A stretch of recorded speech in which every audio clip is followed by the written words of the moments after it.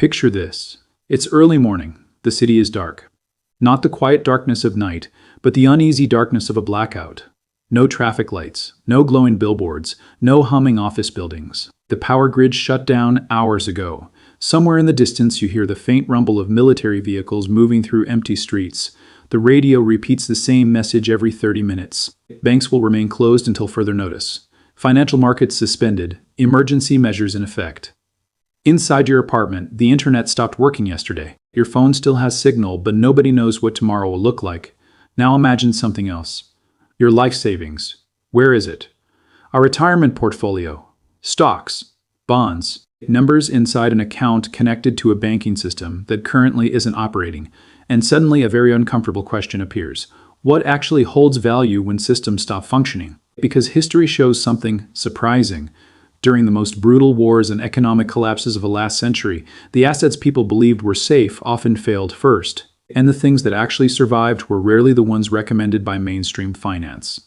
Before we go further, it's important to say something clearly. This video is not about predicting catastrophe. History does not move according to internet speculation.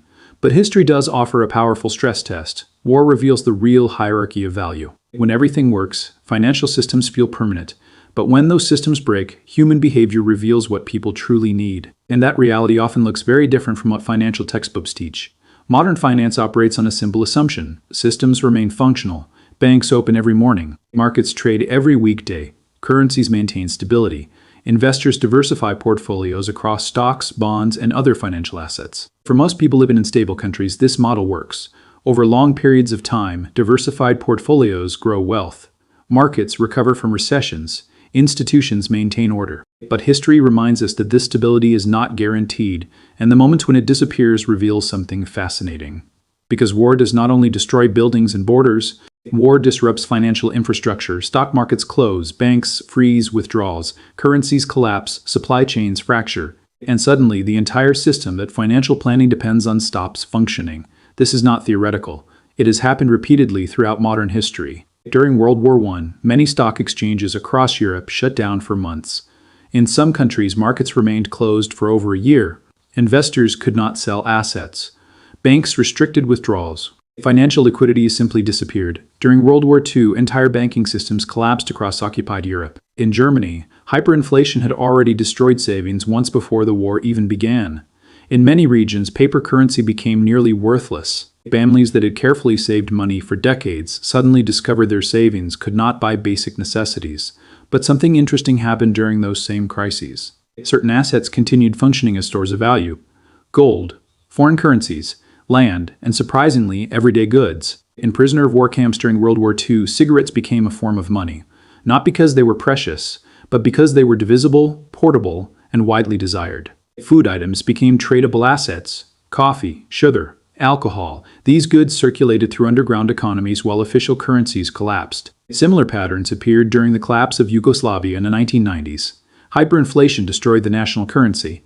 At its peak, prices doubled every 34 hours. Savings evaporated. Yet people still managed to trade.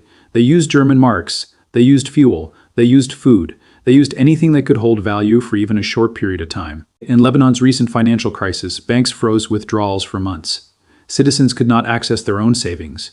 Meanwhile, the Lebanese pound collapsed by more than 90%. During those years, people turned to alternative stores of value. US dollars, gold jewelry, fuel, generators, items that functioned independently of the failing financial system. What these examples reveal is something economists call the hierarchy of value.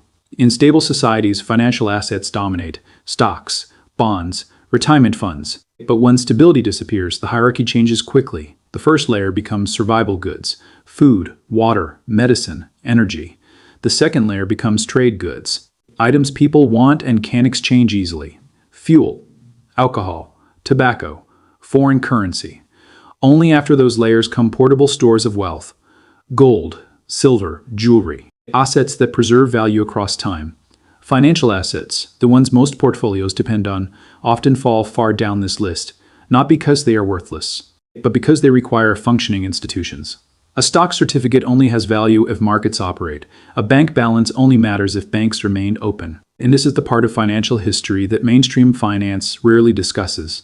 because the financial industry depends on trust. The entire system works because people believe institutions will continue operating.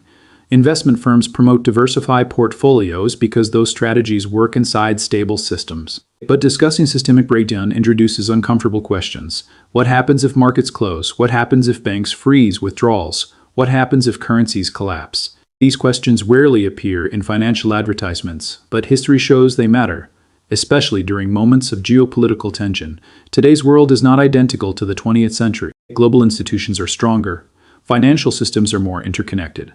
Technology has improved transparency. But geopolitical tensions still exist. Energy corridors remain fragile. Major powers continue competing for influence. Conflicts in strategic regions can still disrupt trade and supply chains, and markets still react quickly when instability appears. This does not mean global war is inevitable. History is far too complex for simple predictions.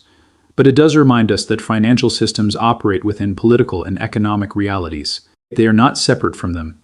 Understanding this helps explain why certain assets have survived across centuries. Gold has moved through empires, revolutions, and wars because it exists outside institutional systems. Land has preserved wealth because it produces resources. Energy has remained valuable because economies depend on it. Each asset plays a different role under different conditions, which brings us to the deeper lesson behind all of this. The goal of studying these patterns is not fear, it's perspective. Financial history is full of cycles, periods of stability, periods of disruption, and each environment rewards different forms of value. The modern financial system has delivered enormous prosperity over the past century, but history reminds us that systems evolve. They change, sometimes slowly, sometimes suddenly. The people who understand this tend to view wealth differently, not as a single asset class, but as layers.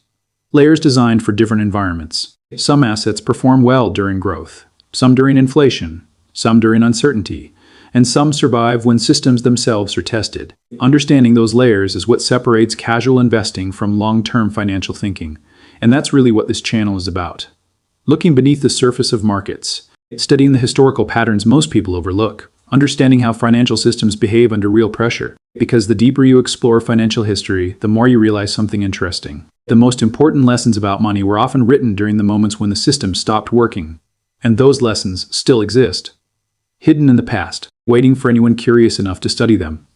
If this is the first time you've come across this channel, you might find the next discussions interesting. There's a small group of people who enjoy digging into these deeper patterns behind markets and global systems, the things that don't always appear in headlines, the quiet mechanisms shaping how wealth moves through the world, and there's still a lot more to uncover. So stay close, because the next investigation goes even deeper into one of the most misunderstood forces in modern finance. And once you see how it works, you may start looking at the entire system a little differently.